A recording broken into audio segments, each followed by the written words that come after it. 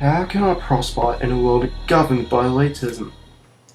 As I groan whilst getting out of bed on a Monday morning, knowing that I have to go to one of the state's most exclusive schools, there are billions for whom education remains but a dream.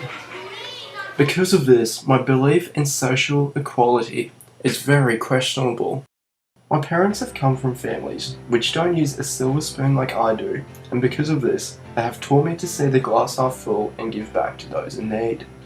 They would always say to me at the dinner table that being generous is a silver lining around the dark clouds of civilization. At a young age, these words confused me. Did a concept like this exist? Dark clouds of civilization?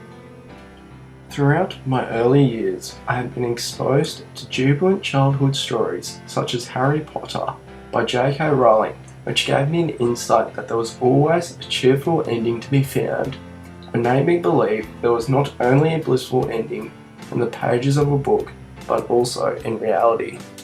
As I grew older, I tried to involve myself in more young adult books to uncover the meaning of the dark clouds of civilization. I tried reading books such as To Kill a Mockingbird by Harper Lee, but I only faintly understood the underlying themes of racial prejudice. But then I discovered famous George Orwell literature, and in particular, the much admired Animal Farm, which uncovered life outside my luxuries. Quite simply, it was a book about animals establishing civilization, but I clearly remembered a certain phrase which struck and illuminated my perception of life significantly. All animals are equal, but some are more equal than others.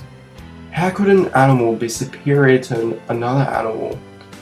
I wondered if this theme of inequality translated to my place amongst my peers at Churchie. After finishing the final page of the Orwell novel, upon reflection, I wondered whether an alternate reality like this was even possible. To my displeasure, it was, as the book was simply an allegory for Stalin's era and the Soviet Union.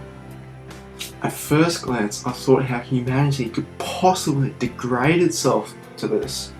Deprivation of liberty, economic disparity, a distinct difference between the haves and the have-nots. As the old major quotes, let's face it, our lives are miserable, laborious, and short. It all seemed like a dystopia, but then it clicked to me.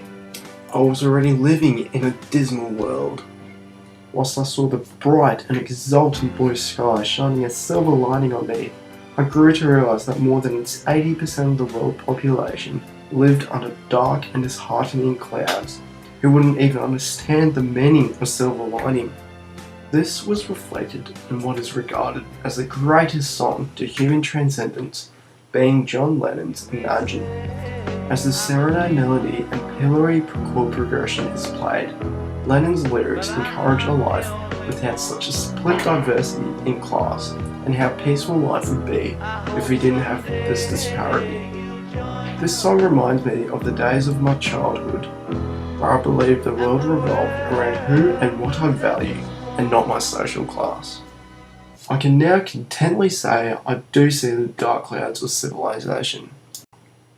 It bothers me to know that there are millions of 16-year-olds struggling to find $1 each day, whilst I'm here writing my English assignment on my high-tech computer in a comfortable suburban home with my $4 coffee. However, hope has been given to me after hearing Tracy Chapman's well-known Talking About a Revolution. In her song, she claims that there will be a change in social structure and that the poor are going to rise up and take what's theirs.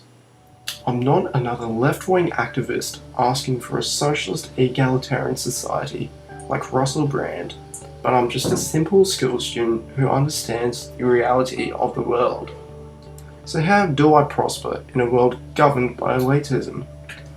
Well, all I can do at this stage is understand that I live in relative sunshine and have the opportunity to extend my hand to those under the dark clouds.